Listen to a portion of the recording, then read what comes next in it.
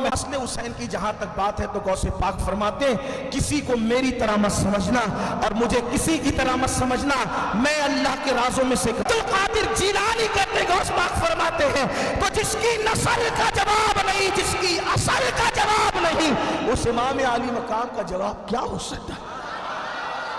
لوگ خامخواہ یزید کو بیچ میں لا کر کھڑا کرتے، کوئی اوقات ہے کہ کجا گھوڑا کجا مینڈک، کوئی تمثیل ہے، کوئی مثال ہے، کدھر ذرہ کدھر آفتاب۔ میں تو کہتا ہوں ذکر حسین کے وقت مجھے اس پلید کا نام لینا بھی اچھا نہیں لگتا، لیکن کچھ لوگ ہیں کہتے ہیں نہیں نہیں تو ذرا یزید پر بھی بات کریں۔ ہم نے کہا یزید کی کیا بات کریں، اس کی کیا بات کریں؟ نسل ہی ختم ہے، کوئی نسل نہیں۔ کچھ لوگ کہتے ہیں 8، کچھ لوگ کہتے ہیں 12، کچھ لوگ کہتے ہیں 14، سب چھوڑ کے مرا تھا، اتنے چھوڑ کے مرا، ایک بھی نہیں بچا۔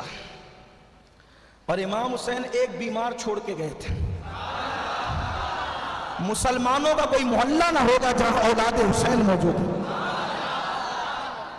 اور محلہ تو محلہ، یہ ممبئی کو دیکھ لیں، جس کے قدموں میں بیٹھ کر کے محفل کر رہے ہیں وہ عاشق شاہ بخاری بھی اولاد حسین ہے۔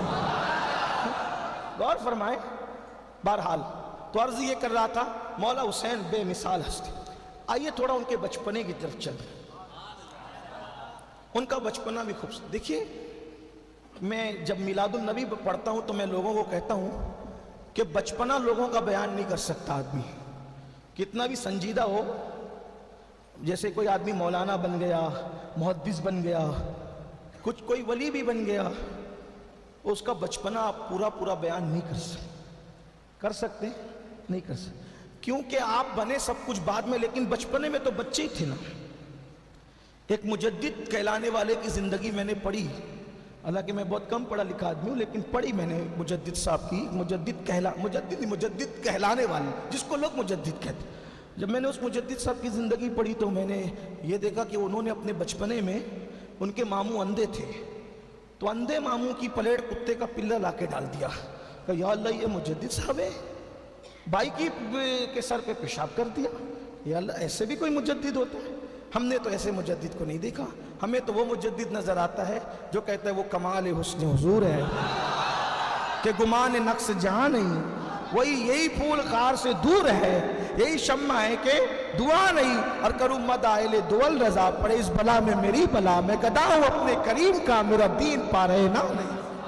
بہرحال ایک ایسے، تو اس کا مطلب یہ کہ بچپنا، اب بتائیں یہ بیان ہوگا تو کیا ہوگا، لوگ کہیں گے یہ صاحب ہوتے ہیں ایسے، ماموں کے پیڑ میں کتے کا پلہ لا کے ڈال ہوتی بات، بچپنا ہوتا ہے، لیکن میں اس پہ کوئی کرٹیسائز نہیں کر رہا ہوں، کوئی نکتہ چینی نہیں کر رہا ہوں، ٹھیک ہے بچے تھے کر دیا، ٹھیک ہے، بڑے ہونے کے بعد بھی بہت کچھ کیا ہوگا، لیکن ہمارا عنوان ہی وہ نہیں ہے، وہ جانے ان کا کام جانے۔ لیکن بہرحال امام علی مقام علی جدی علیہ السلام کا بچپن، جب آپ بچے تھے، ابھی بچے نہیں، ابھی پہلے دن کے ہے، دیکھیں حسین کیا ہے، مولا حسین کیا، ہماری اہل سنت کی کتب میں موجود ہے کیا امام علی مقام علی جدی علیہ السلام کی جس دن ولادت ہوئی، وہ اکثر کتب میں جو لکھا ہے وہ ماہ شعبان کی 5 تاریخ تھی، کچھ لوگ 4 کہتے ہیں، کچھ لوگ 5 کہتے ہیں، مگر زیادہ تر لوگ اکثر کتب کے اندر 5 ہے۔ بہرحال 4-5 میں آپ کو نہیں الجھاتا، ٹھیک، 4 مانو کی 5 مانو۔ ایک بات کہوں، ہم اللہ والوں کو تاریخوں میں قید نہیں کرتے، جس دن ان کا ذکر لے کے بیٹھ جائیں انہی کا سب ہے۔ ہاں تاریخ کوئی بھی سب انہی کی ہے، تاریخ کوئی بھی ہے سب انہی کی ہے، ارے زمانہ انہی کا ہے، کائنات انہی کی ہے انہی سے سب ہے، انہی کا سب۔ میرے آقا علیہ السلام کا ہی سب ہے، سب ان سے، اور جو ان کا ہو گیا اس کا سب ہو گیا، جس کے حضور ہو گئے اس کا زمانہ ہو گیا۔ تو 5 شعبان المعظم کو حضور اکرم صلی اللہ علیہ وآلہ وسلم نے فجر کی نماز پڑھائی، ہجرت کا 4تھا سال تھا، اور شعبان کی کتنی تاریخ تھی؟ 5۔ توجہ ہے آپ کی، ایسی کربلا بیان ہوتا ہے جس کو آپ سن رہے ہیں، 4 ہجری ہے اور 5، 4 ہجری ہے اور ایسے نہیں، 4 ہجری اور 5، 4 ہجری اور یاد کر لیں تو آپ کو پتا ہوگا کہ امام حسین 5 شعبان کو دنیا میں تشریف لائے۔ 4 ہجری اور 5، 4 اور 5 کتنا ہوتا ہے؟ 9۔ اور سب سے بڑا عدد کون سا ہوتا ہے؟ 9 से बड़ा कोई अदद नहीं है। क्यों? जब 10 लिखते हैं तो 1 और 0 आ जाता है, यानी पलट आता है जवाल 10 लिखते वक्त। सबसे बड़ा अदद अगर कोई है, कौन सा है? आओ, क्या संगम है, हैं? सबसे बड़ा अदद जहां आ रहा है तो वहां हुजूर की औलाद में सबसे बड़ा बशर भी आ रहा है। देखा, सबसे बड़ा आदत 9 है। जब भी कोई पूछे सबसे बड़ा आदत कौन सा है तो ये इल्मुल आदात का इल्म है। इल्मुल आदात भी एक इल्म है। इल्मुल आदात में क्या कहते हैं? सबसे बड़ा आदत कौन सा? 9। लोग समझते हैं 100, तो 100 लिखो तो 1 आता है, डबल 0 आता है ना? तो 0 तो 0 हुआ, फिर 1 हुआ ना। लेकिन सबसे बड़ा आदत कौन सा होगा? 9 है। अब इसकी बात और जुदा है, फिर इल्मुल आदात में इसकी क्या अहमियत है 9 की, वो कैसे कटता है नहीं कटता है, वो सारी तफसील है। उसको अगर छेड़ा जाए तो टाइम ख़त्म हो जाएगा। मुझे 11:15 तक का टाइम है, मैं बात भी पूरी करने लगा हूँ। अब जल्दी से आप सुने। सबसे बड़ा आदत ये ऐसे अचानक के इत्तेफाक और हादसात नहीं होते, ये कुदरत के फैसले हैं। कुदरत के फैसले हैं। शाबान में हुजूर इमाम आली मकाम की विलादत होती। हुजूर ने नमाज पढ़ाई और नमाज के बाद आदत करीमा थी कि अल्लाह के रसूल अलैहिस्सलाम असहाब की तरफ रुक करके बैठते और उनसे बातचीत करते। और भी बहुत सी बातें होती, कोई ख्वाब देखता तो ख्वाब बयान करता, हुजूर देखते तो ख्वाब भी बयान करते, ताबीर भी बयान करते, गर्ज के बहुत सी बातें। उस ज़माने जाहिलियत की बातें निकल आती, कोई शेर पढ़ देता, कोई हुजूर की शान बयान करता, जिसको जो बहरहाल वो महफिल उस वक्त सही। हुजूर उस दिन नहीं रुके। हुजूर अलैहिस्सलाम ने मौला अली का हाथ पकड़ा और हाथ पकड़ करके फरमाया अली चलो, और गए सीधा सैयदा पाक के घर। फरमाया यहीं रुको, ठहरो, मैं अभी आता हूँ, किसी को अंदर आने की इजाज़त नहीं। सरकार अलैहिस्सलाम घर में गए और घर में जाने के बाद अब जब जाने महफिल नहीं तो फिर महफिल कहाँ? सिद्दीक़ अकबर अफ़ज़लुल बशर बादल अंबिया बित्तहक़ीक़, सैयदना अबू बकर सिद्दीक़, फ़ारूक़ आज़म, उस्मान गनी, सारे असहाब उठ कर खड़े हो गए। और खड़े होने के बाद हुजूर जिधर चले उधर। आका घर में जा चुके थे, मौलाए कायनात बाहर ठहरे थे। सिद्दीक़ अकबर ने कहा सरकार आका अलैहिस्सलाम किधर है? तो अर्ज़ फरमाया कि अंदर गए हुए घर में, और फरमाया कि सबको रोका जाए, किसी को अंदर आने की इजाज़त नहीं। अली कोई ख़ास बात है? मौला अली ने फरमाया आज हमारे घर में बेटे की विलादत हुई है। आज हमारे घर में बेटे की विलादत हुई है और 4 लाख से ज़्यादा फरिश्ते मुबारकबाद देने के लिए रसूलुल्लाह को ज़मीन पर आए हैं। बचपन बयान कर रहा हूँ मेरे भाई, और ये अपनी अहले सुन्नत की कुतुब में लिखा हुआ है। मैं आपको उसका हवाला दे सकता हूँ अगर आप चाहेंगे तो, और कई कुतुब में लिखा हुआ है। कितने फरिश्ते आए? 4 लाख फरिश्ते आए। कितने? 4 लाख से जायद फरिश्ते। मौला अली फरमाते 4 लाख से जायद फरिश्ते आए। किस लिए? मुबारकबाद देने के लिए। सिद्दीक़ अकबर ठहर गए, क्योंकि ये लोग जो थे ना हुजूर को बहुत चाहते थे। हुजूर के सहाबा हुजूर को बहुत चाहते थे। आज हुजूर के असहाब की तरह हुजूर से कोई इश्क नहीं कर सकता। जिसने भी इश्क रसूल सीखा है असहाबे रसूल से सीखा है। और फिर अहलुल बैत से जितना इश्क सहाबा ने किया है उतना इश्क आज भी कोई नहीं कर सकता। अहले बैत के नाम पे लोग चीटिंग और मीटिंग तो कर सकते हैं, लेकिन जो इश्क सहाबा ने किया है अहलुल बैत से वो कोई नहीं कर सकता। अभी आगे अगर वक्त रहा तो मैं इसको बयान करूंगा, या तो आप सुनेंगे इंशाअल्लाह तबारक व तआला कि कैसा इश्क किया। सैयदना सिद्दीक़ अकबर तो फरमाया करते थे कि जितनी इज्जत और ताज़ीम मैं मोहम्मदुर रसूलुल्लाह की करता हूँ उतनी ही ताज़ीम मैं आले रसूल की करता हूँ। हाँ, कहते हैं कि हुजूर की आल से मोहब्बत करने से हुजूर खुश होते हैं और हुजूर अलैहिस्सलातु व तस्लीम की निस्बत का ख्याल करने से हुजूर राजी होते हैं। बल्कि सैयदना सिद्दीक़ अकबर इमाम हसन को अपने कंधे पे उठा के मदीने की गलियों में लेकर चलते थे और कहते थे हसन तू मेरे नबी की तरह है, तू अपने बाप अली की तरह नहीं है। तेरा चेहरा मेरे नबी की तरह है, तेरा चेहरा तेरे बाप अली की तरह नहीं है। और सिद्दीक़ अकबर कहते थे मेरा बाप तुझ पे कुर्बान हो जाए हसन, हसन तुझ पे मेरा बाप कुर्बान हो जाए। मौला अली मुस्कुराया करते थे। किसी ने कहा अबू बकर क्या करते हो? अली के बेटे को कंधे पे बिठा के गलियों में घूमते हो। सिद्दीक़ अकबर ने कहा क्या कहता है सुन, मैं क्या करता हूँ मदीने की गलियों में कंधे पे? अरे जो अपने नबी को करते देखा है वही तो कर रहा हूँ। जब हर मामले में नबी के तरीक पर हूं तो इस मामले में भी नबी के तरीक। आज लोग अपना सीना तो जख्मी कर सकते हैं लेकिन कंधे पे हसन को नहीं उठा सकते। जिसने हसन को कंधे पे बिठाया है उसी को सुन्नी अफजलुल बशर बादल अंबिया सिद्दीक अकबर कहते हैं।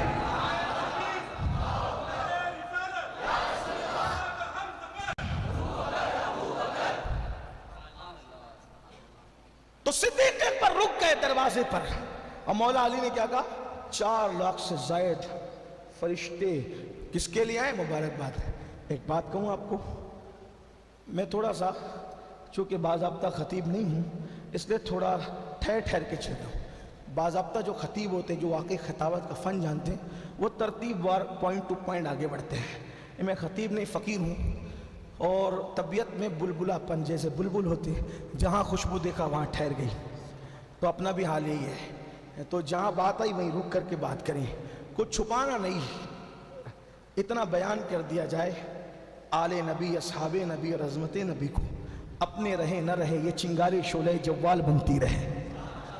हाँ, अल्लाह ये खिदमत कबूल कर ले तो मेरा और आपका बेड़ा पार है। लोग कहते हैं मेरे यहाँ बेटा पैदा होता है तो एमएलए मुबारकबाद देता है ना, एमपी की मुबारकबाद आती है मेरे बेटे की पैदाइश पर। हमने कहा ठीक है आती होगी, लेकिन नबी का बेटा है, जब नबी के घर बेटा आया, हाँ हुजूर फरमाते हैं सबकी औलाद उसकी अपनी पुश्त में है और मेरी औलाद को अल्लाह ने अली की पीठ में रखा है। हाँ, तो फरमाते हैं हसन और हुसैन मेरे बेटे, ये मेरी बेटी के बेटे मेरे बेटे हैं। फरमाया हर औलाद का एक उसबा होता है, नसब होता है, हसनैन का उसबा मैं हूं, उन्हीं का नसब भी मैं, उन्हीं का सबब भी मैं। और फरमाया क़यामत के दिन सबके नसब खत्म हो जाएंगे। तवज्जो, क़यामत के दिन किसी का नसब काम नहीं आएगा इल्ला नसबी व सबबी। फरमाते क़यामत के दिन सिर्फ मुझ मोहम्मदुर रसूलुल्लाह का नसब काम आएगा।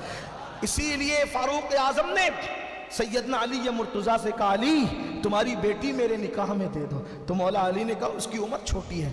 तो आप मिंबर पर आकर कहते लोगों अल्लाह की इज्जत की कसम, क्या तुमने ये समझा कि मैं नफ्स के लिए शादी, मैं इसलिए शादी कर रहा था कि हुजूर ने कहा कि सब रिश्ते खत्म हो जाएंगे, क़यामत के दिन मेरी रिश्तेदारी काम आएगी। तो मैं फातिमा का दामाद बनकर नबी से वो रिश्ता कायम करना चाहता था सैयदा फातिमा ज़हरा के जरिए से। तो मौला अली ने फिर अपनी शहजादी उम्मे कुलसूम का निकाह फारूक आजम के साथ कर दिया। अब जब निकाह हो गया तो फारूक आजम मिंबर पे आके कहते ऐ लोगों मुझे मुबारकबाद दो कि मैं फातिमा का दामाद हो गया।